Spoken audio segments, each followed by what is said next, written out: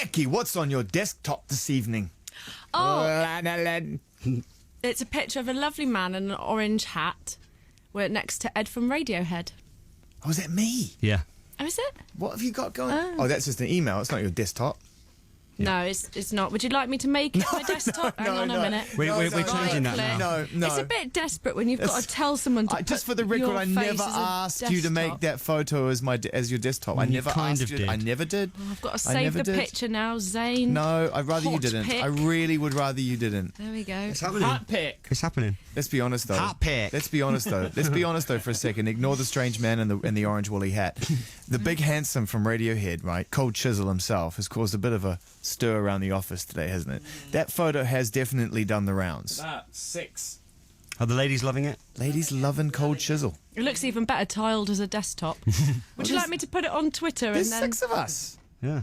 Look. I'll put it on Twitter as a download option. I'm on my tiptoes in that photo. Are you? Yep. He's real tall. I do that sometimes. It goes either way. Sometimes I crouch even lower to create the comedy distance. Yeah. And other times I get on my tiptoes. He's so damn handsome, Ed. I had to get on my tiptoes. I just had to be closer to that face. You actually fancy him a bit, don't you? I wouldn't go that far. Anyway, tonight from 8 p.m. tonight, you can hear what the big man sounds, the big handsome sounds like. The big handsome. That sounds like something you'd eat in a steakhouse. I'll have the big handsome The big handsome. to go. I'll wash it down with a nice cold glass of Cold Chisel.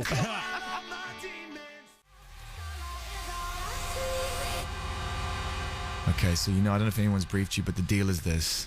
It's a versus. Okay. Playful banter. Yeah. Record for record. Yeah.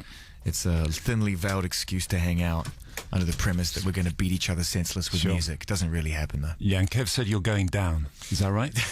Is Kev your coach? I worry for you, Ed. I worry for you. Ladies and gentlemen, will you join us at a dangerous time for the fragile egos of rock stars right here at Radio 1? As we take a break from our normal transmission, Radio 1 versus the DJs, to welcome in a member of one of the most legendary and influential bands, possibly with the exception of Steps.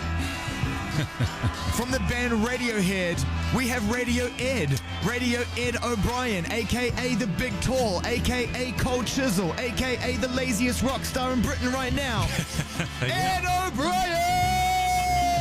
Good evening. How are you? I'm very good, how are you? Yeah, very good, thanks, man. And of course, battling him, your resident heavyweight champion, a little tired, a little sleepy, a little weak of leg and glass of jaw. My name is Zane Lowe. Thank you for joining us here. Tonight is going to be a brutal battle. Are you ready? I'm ready. Categories as follows. The victory round. That's at the end. Round number 6, out on a limb. I should point out at this point, Ed, that everything has a Radiohead theme. I hope you don't mind. We worked very hard on this. Yeah, I didn't notice that, actually. Out on a limb, round number 6. Round number 5, videotape. Your favorite music video. Round number 4, Pyramid Song. A song that reminds you of Glastonbury. Round number 3, The Tourist. Favorite music to travel to. Round number 2, Fittier, Happier. Your favorite remix right now. Round number 1, no surprises. What do you reckon? Yep. I'm going to go for know-how. No, actually, no, I'm going to go for express yourself. No. No? Go for know-how. Know-how. All right, I'll go for know-how. Come on. We're in this together, buddy. All right. This is a friendly. All right. You know the words? Remember the words? I'm not going to try it, man. You remember the words? If I throw down a few bars at the top, Ed, No. you could be my hype man. Okay. You could be my I could wingman. do it on Express Yourself.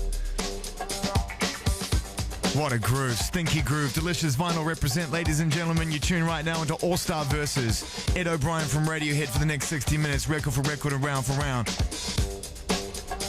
Young MC. I'm going in. I don't care what anyone thinks. Some of the busiest rhymes ever made by man are going into this mic. Now you know the brother with no how. You know what I'm saying? Still fresh. Still fresh from the day it was made. Remarkable, delicious vinyl. Amazing, isn't it? Just sounds. It's a call to arms on Friday night for me. It's like when this came out, I was at Manchester at college, and it still does it. Radiohead, of course, we're going to get to the bottom of what you guys have been up to, but right now we're just having fun playing records, and we're in round number 1 called No Surprises. The sub-description of that is the most oi let's have it geezer / are you up for it / mad for it / lager tune you've got. Yeah, kind of. I mean, it's a difficult one because obviously I'm not a lager kind That's of guy. why we chose the round. So I was interested to know what you categorize as a lager mad for it kind of tune. I kind of at one time I was kind of toying with the boys are back in town, but it wouldn't be something that would be true to me. That would be like a Friday night. Yeah. Come on, let's go out. We're getting revved up now. Well, I had to make a last-minute change after I saw this, which is rare for me, but I had to do it because you're not your average competitor. So I saw what you'd chosen, and I was going to do the streets, fit but you know it, because that's just so oi lads on holiday with, tongue-in-cheek, serious tongue-in-cheek. But in the end, I was like, young MC know-how, I need something that's off the reservation, something that's off the cheese board from a different world that's going to be able to take you on. Right. To me, even though this, strictly speaking, isn't an oi geezer / are you up for it, mad for it, lager tune, it kind of puts that fire in my belly. And it just makes me want to kind of go out and do grown man business. It's one of the most beautiful rackets ever made, I reckon. Amazing guitar sound, isn't it? I just love how Neil Young just takes one note and just shreds it. Yeah, he's the man. Over and over again. It's that Les Paul into the Fender Deluxe amp. He just cranks it up. I mean, it's just like, I'm not going to let go of that note till it's completely destroyed. I don't even want to move on to the next note. I mean, he is, for people like ourselves and a band like ourselves, Neil Young is the yardstick. Yeah. A man who just continues to be creatively driven, has his ups, has his downs, like we all do, but just keeps going. And he's, you need people like him are really important to people like us because they give you hope. That actually sort of 20, 30, 40 years into a career, you can still be making records that mean more to you than anybody else, first and foremost. Totally. And, also, what an influence. You can trace the way bands change over the course of their career once they've had contact with Neil Young. Yeah. A band like Pearl Jam, literally from the minute they started making music with Neil Young, Pearl Jam albums changed. Yeah. The drumming became less flashy. The parts became essential. Less solos, more essential solos. You know what I mean? About soul. Exactly. That's right. I totally agree with Pearl Jam. I mean, I saw them about 3 years ago, and I thought, wow, this is a serious American band who are going to go on, like Neil Young and Crazy Horse, and just they've got it's like a flame, isn't it? They just keep that thing burning. Yeah. What's incredible about Neil Young and Crazy Horse as well, and when you listen to the band stuff that Neil Young did, and I was talking to Kev in the studio about this just before, is that Neil Young clearly wanted to rock, but couldn't do it on his own. Yeah. Unless you're C6 Steve, it's hard to rock out on your own amplified. He needed a band. Yeah. But it's clear, it was like, look, I don't need anybody to compete with. I want you to hold the beat, I want you to hold the groove, and let me do my thing. And that's what's amazing. Did you see them play together on that tour? On the Big Day Out tour, I watched them play, I saw them in America, and it was really interesting because we'd seen them like the year before. We'd seen Neil with Crazy Horse. Yeah. And obviously the beat's different. It's heavier. It's like it's it's how tough. it is. And it was weird seeing it with Pearl Jam because obviously Neil was getting off on it. Yeah. But I remember Cortez the Killer with Neil, and no disrespect to the Pearl Jam guys, but because they still had rockets up their asses. Yeah. It was like there was like this. It was an interesting tension. But it didn't, for me personally, and I love Pearl Jam, but it didn't have the authority. No way, it's Crazy Horse, It's man. Crazy Horse. Pearl Jam got a lot more out of that tour than Neil Young did. I'll say that right now. Yeah, man. Fair play to him. Just quickly, when I saw Neil Young most recently, I was walking backstage, and you know how in some festivals you can go under the stage to get from left to right? Yeah. And I took a left and just walked through the scaffolding and stood right under Neil Young. Wow. Like where he was standing with the wooden stage above me, I stood under him, and all I could hear was just this guitar wailing and this faint vocal fighting it. And I was like, that guy's got his priorities right. Well, Johnny and I, at a festival in '95, we were touring the Bends, and it was somewhere in Europe. And we snuck onto the stage, and we hid literally under this table on the stage behind, I can't remember the other guitarist, or it was '94 possibly. It was the year before Pearl Jam, and we sat there for about half an hour before security caught us and kicked you out. Kicked us out. It was that same thing. Yeah. It was just noise. Yeah, that's it, man. All right, so we're in a versus right now already. We've dispensed with any battle metaphors whatsoever, and we're just trading stories. Yeah, man. Myself and Ed O'Brien from Radiohead, great to have you here. You guys have been, I was going to say busy, but that would be lying. Radiohead busy. It's good to have you back in any case. Yeah, man. You've got some shows under your belt, a few shows under your belt, some tour dates to come. Yeah. And you've just been in America, and you've just released this remix record as well. Yeah. And did you go out and party at with the Boiler Room TV? Yeah, we were there on Tuesday night. How was it? Great. It was really good. Great sound system in there. Really good sound system. And Tom did a really good set. Yeah. And it was nice because we got to meet some of the remixers. You get, Illamsphere Lone, met Matt, who's basically Lone. Yeah, and Caribou, Jamie. yeah, and it's nice to. Rather than it being sort of a kind of like a trade kind of thing that goes on. Because you send it project where files get traded back and forth, that's it. Yeah. Totally. There's very little communication. I mean, Tom will possibly email, but there's very, very little face-to-face stuff. So it's nice kind of like just getting the vibe, Yeah, and aren't they all awkward? All those kind of guys? I have to say, no more awkward than us. Exactly. That's quite a party, isn't it? You guys and those remixes. That's a Friday night to look forward to. Man. All right, we're going to get into the remix category right now. Right. This is the Fitter Happier round, and you've chosen the Mark Pritchard remix of Bloom. We'll find out why in a sec.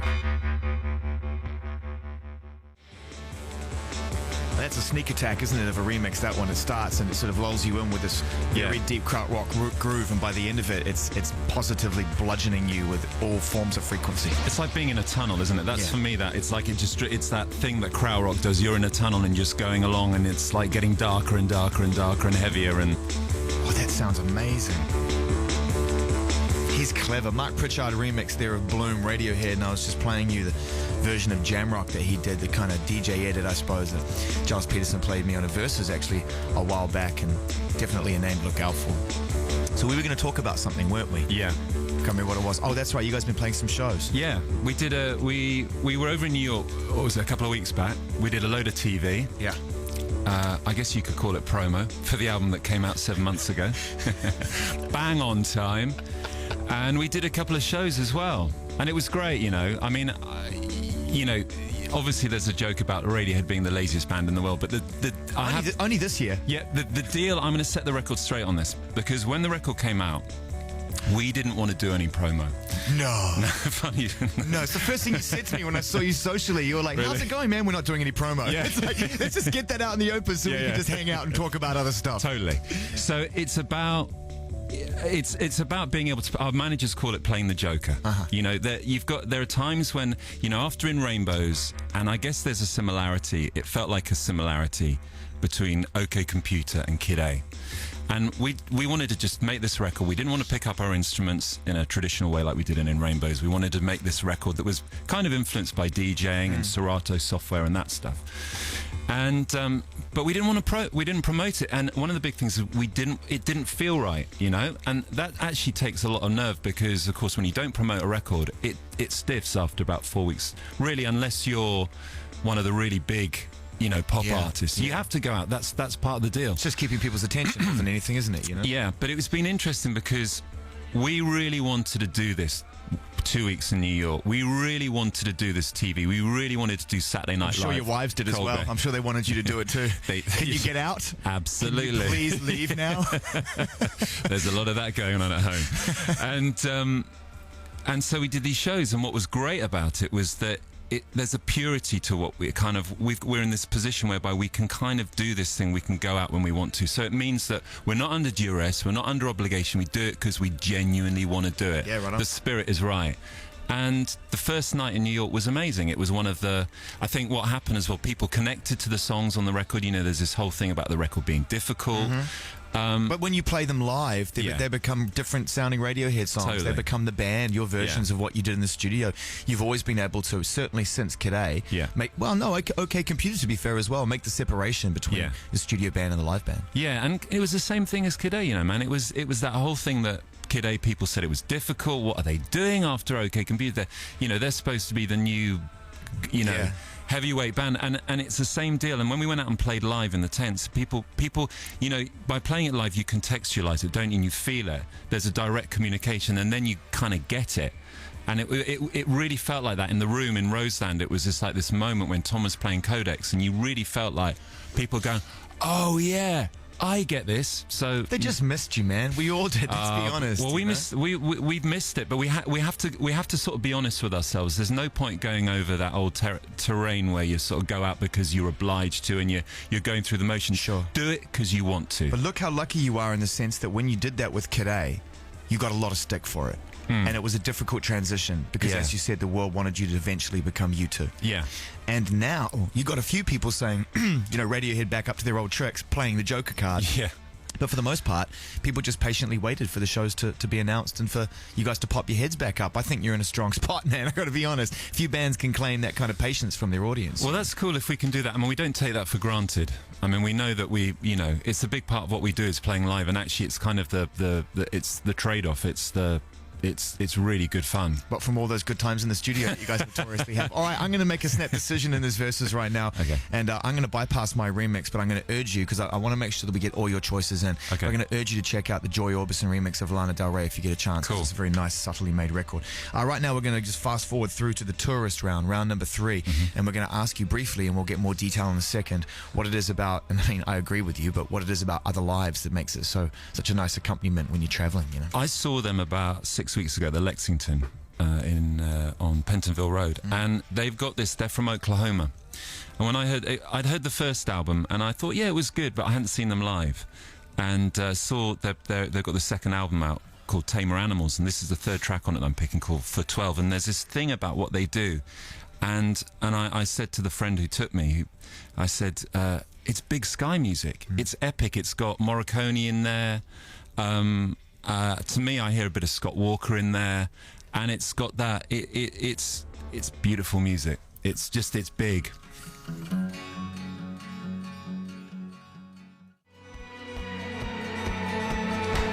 Bit of Pyramid song in there, come on, for sure. First, come on, a little bit. Come on. No, man. You can be humble, I'll be magnificent about it, and together we'll make the perfect phrase. I don't know, I love that. And it makes sense that you like that, because it reminds me of elements of your music, Sure. but in their own voice. Yeah, I mean, it's funny. I met the guys after I went. I had to say hello to them afterwards and say what a great gig. And I said, have you? Because those elements in our music that you recognise there very much come from things like Scott Walker. Yeah. And I said, have you guys? You must Scott 4, like probably my favourite album ever. And they said no. And I said, right, I'm buying it for you. Next time I see you, I'm going to have a copy of this for you, because to me there's direct lineage. They might have been influenced by the kind of stuff that we That's the put beauty out. of it, though, the evolution of that's, it. That's what it's Connect all about. the dots. Yeah, man. Connect the dots. Yeah. That's Other Lives and 412. It's a band that we've very much enjoyed playing their music on this show for the last 12 months or so. It's funny because when we started playing it, we got a message on Twitter from them, and it freaks me. That still freaks me out. Yeah. That you can play a band and they can go to you and say, "Hey, thanks for playing our music." And it's something that you must have. I mean, we've both seen develop over the course of our lives. When you used to play bands, I didn't know what they looked like, what they were like. I mean, that accessibility didn't exist. Yeah. Is anybody from the crew on Twitter? No, I think Johnny kind of dabbled it. Colin had a Twitter feed. And Why are you laughing, Kev? Why are you laughing? To be honest, it doesn't interest us.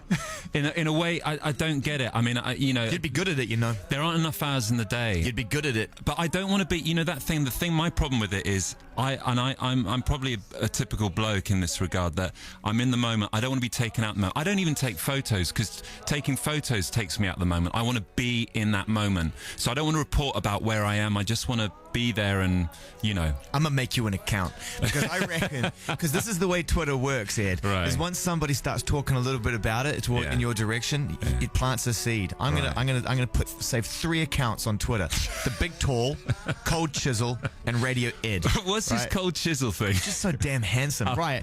We're going in. We're going in on a category. This is the tourist. Right.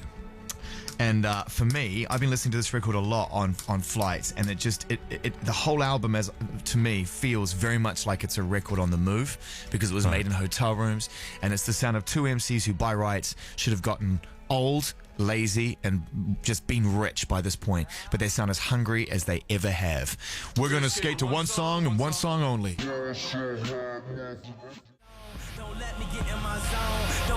It's big, strong, ambitious hip-hop music that was greeted with huge anticipation, and immediately following release, a certain amount of curiosity. Question marks were raised. Was it worth the wait? Like Jurassic Park 2? Ultimately, it's a lot better than Jurassic Park 2. The album itself holds down about 80 to 85% pure quality, and a few ones that you could do without, but that is an instant vintage classic. Paris, Jay-Z, Kanye West, a.k.a. Watch the Throne. So, Ed, the story is... Yeah. So a friend of mine comes up to me, rolls with Kanye, knows Kanye, works with Kanye West, and he goes, "You like Paris?" And I'm like, "I love Paris." And he goes, 5,000 hours. And I go, "What do you mean 5,000 hours?" He goes, "Kanye told me that beat took him 5,000 hours." Apparently Kanye came up to him and was like, "Yo, you feeling Paris?" He's like, "Yeah." He's like, "Huh? Took me 5,000 hours. Huh?" Like, 5,000 When did he hours. start that? When he was 5. When he was, there's a 10,000 hour rule. You know about the 10,000 That's hour right, rule. yeah. So that's It half means of that. So half of that. he's nearly there. He's nearly there. Yeah. If he makes one more beat, he will have achieved absolute perfection. Yeah. Ladies and gentlemen, we are joined. This isn't your average. This is myself and Ed, who I don't really see on a professional level enough. Therefore, we're going to dispense with all the... and just get down to talking about stuff. So right now, we're going to talk a little bit about Glastonbury, which is, as an event, something that, you know, obviously you've had some wonderful successes in and great experiences in. You were there again this year. Yeah. You know, what are your fondest memories of Glastonbury? I mean, there's a few, I'm sure. Well, Which one are you going to choose, by the way? So I'm going to choose Bela Lugosi's Dead. Fine, I'll use Time as a nice little bed as well. Yeah, which is I don't know, Glastonbury is like, I mean, on a personal level, it's my carnival. You know, it's the thing that I need every year to reconnect with the human spirit. And I really, really, truly mean that. We go away, my wife and I and our friends, and, you know, we leave the kids and we party. No adults. Yep. We're in Shangri-La from 11 o'clock at night till 6 in the morning. We do not stop. Yep. And it's amazing. I love it. I mean, it really, I come back that Monday morning driving back, or someone else is driving back. Rough, innit? Yeah. Rough. But I'm just, it feeds me for the year. So on a personal level, there's such a spiritual, the energy, the vibe. And then on a professional level, on the playing wise, I mean, it's, you know, what I love about Glastonbury is that it can so kick your ass if you get it wrong. If you don't leave your ego at the gate as a band, it'll kick you up the ass big time. But if you realise that you're a tiny bit of this amazing, you know, this amazing thing, and you're just providing, you're just a small cog in this whole thing. It's your job to connect in your moment. And you got to let go. You got to let go, and it can bite you on the ass, or you can just, you know, like 97. Yeah. When I guess the stars were in alignment one of those nights, and Tell me about it. It was my first ever Glastonbury, and I want to talk about that in a second. But right now, we're going to take your record, Bauhaus. I can't promise you we can play all 9 minutes, 35 seconds of it. But if you could tell us a little bit why this record means something to you in relation to Glastonbury. It's really because of the last year. About 3 o'clock in the morning, Friday night, we just played Friday night in Shangri-La. We met a whole group, a great gang last year who worked in Shangri-La, and they work, these guys and these girls, they worked on this plane where they have a tequila bar and a DJ set. Yeah. And they took me off to another place that they had, which was like this tunnel, and to meet the rest of the crew. It was like the family are back together, big hugs. And the DJ, it was this tunnel, and the DJ was just playing Bela Lugosi's Dead really loud. And I mean, I wasn't a goth, but I connected with this massively. And for some reason, it made complete sense at 3 o'clock in the morning on Friday, Saturday morning. You know, it was, so it reminds me of getting back in with my people.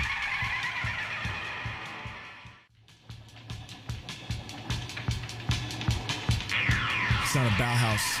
Bela Lugosi is Dead. It's one of those pieces of music that, and I have no idea how it was made, but feels like it can only have been written, constructed, you know, in a room with the band performing. I don't think you could actually connect the dots and make it sound like that. No, it's totally, and I think it was the first thing they ever recorded. Wow, before they signed to 4AD, it was the first thing they did.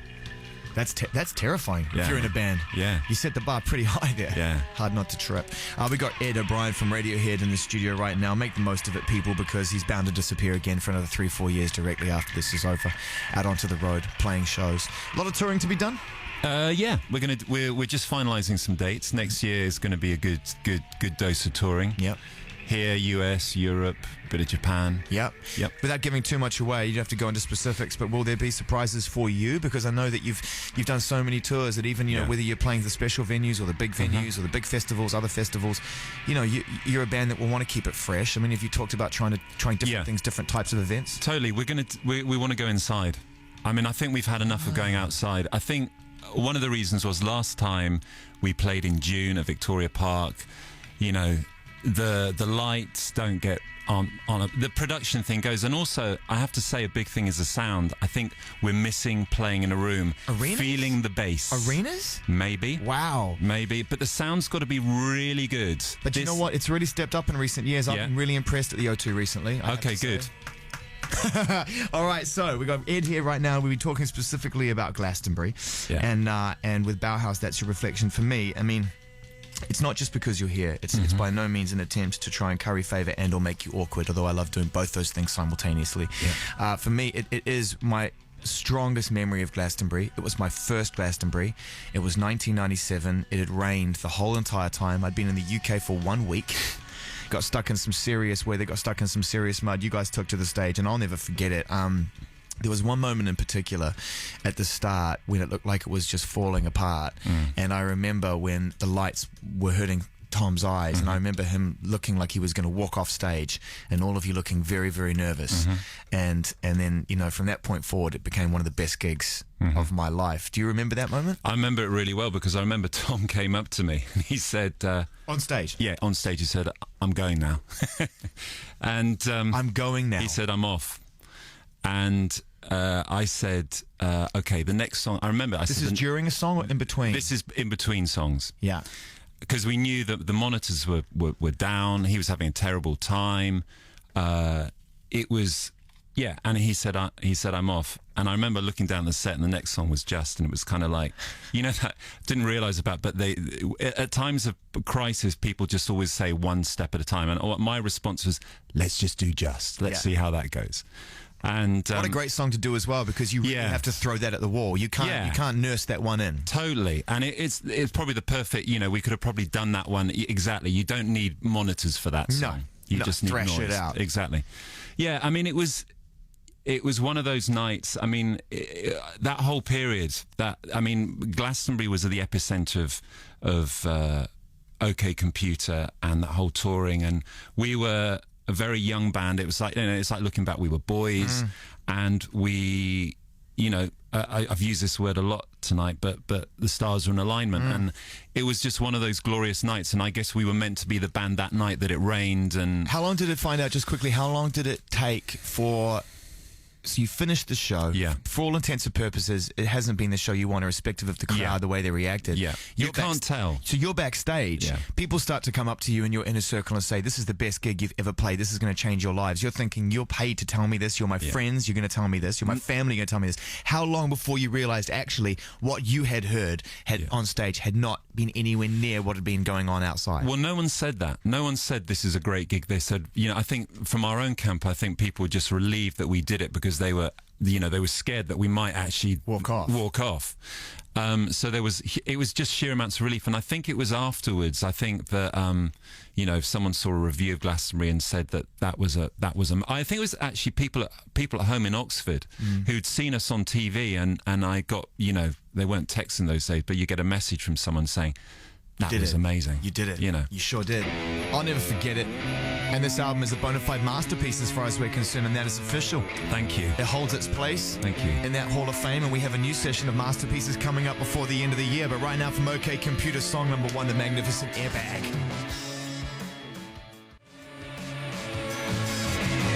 So what's your excuse then? What's that?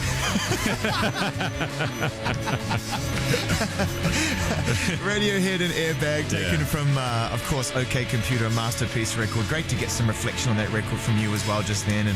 And you know, without going into it again, you know, which is going to frustrate the listeners, but, you know, obviously it's very clear how proud you are of that album. Yeah, I mean, I was saying to you, wasn't I, that when we were putting together, trying to do a song list for what we'll do next year, I was in the car, never listened. Of course, you never listen to your own music. I always think, just quickly, that is the ultimate sacrifice for a musician, to not be able to enjoy their own records. Everybody else gets to. What a bummer. Yeah, well, the thing is, but I get the lucky thing, I get to play them. I mean, you know, if we play them live, that's fantastic. You know who does, though? Josh Homme. I said to him, do you listen to your own records? He's like, hell yes. He's like, before I go on stage with Caius, I'd be listening to that album, no problem whatsoever. You don't approve of that? Go to hell. Well, you know, if you've done like Songs for the Deaf, you know, you've got every right to do that, I think, probably. So... We're going through the set list. Yeah, and I went through that, and it's funny. You play Airbag opens the album up, and you go right back emotionally to that time, and you listen to it, and you go, "This is good." I mean, you feel really like. It still feels really emotional, and we've actually been. I mean, what we're doing next year is we've got 8 albums worth to tour now, and what we're going to try and do is we're going to try and do all the new record. And You're including Pablo Honey in that? Is Pablo Honey in that? Is that it? I promised I wouldn't tell the story, but my missus, who you know, was like, there was a Radiohead album on my iPod the other day. I've never heard it before. And she had this look on her face, and I went, oh, it's Pablo Honey. Yeah. Do you know what my dad said at the time? Classic old man stuff. He said, yeah, Pablo Honey, one good song. What's that one, Dad? Yeah. Yeah, you know. What How are you going to choose? How are you going to choose? Well, the thing is, at the moment, the one that we played in New York was Subterranean, because we haven't played that for 10 years. And it's really funny. We rehearsed it and trying to remember it. You know, it's 10 years. You've got to remember this thing. And the intro is Tom and Johnny in that beautiful little intro. And we finished the song, and Tom turns around and he goes, intros? They were good, weren't they? Remember when we used to write songs and conventional structures? We're not into beats and stuff. It's like, oh yeah, chords, music.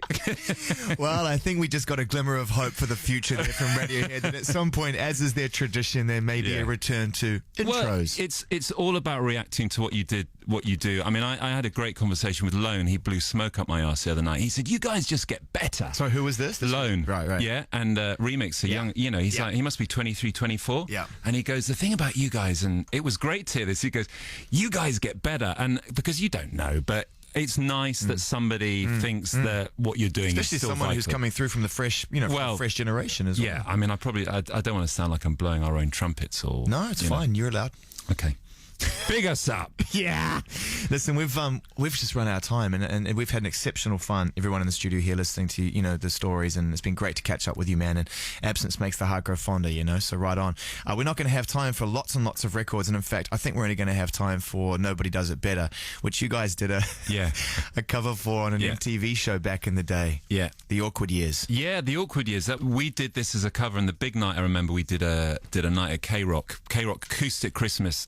95 in December. You do 20 minutes. That was when you were doing intros. Yeah, intros and the bends. Yeah. And on the bill were Oasis, us, Depeche Mode, Lenny Kravitz, No Doubt. I mean, everybody got 20 minutes with this revolving stage, and we did 2 tracks plus Nobody Does It Better. And I think it was the first time I remember Tom, and it was in the Universal Amphitheatre, big place, and Tom was freed from the shackles of his guitar, and he totally... Just wait, I have to stop you for 1 second. Yeah. You just rattled off 6 things which you guys have nothing to do with anymore, okay? Gay rock, Depeche Mode, Oasis, round stages, Universal Amphitheatre, and guitars. Yeah. Well done, you've changed. Good times. Good times. And I just remember he did this thing. He was freed from this guitar thing, and with this, obviously it's an amazing vocal, amazing song, amazing top line, and he just delivered it, and he became this front man. I think kind of, we'd been touring with REM, so he maybe been watching Stipe a bit, and he just like bang, he became this different creature. It was amazing. Ed, thank you. It's a pleasure, good time, man. We'll see you on the road, huh? Thanks, Zane.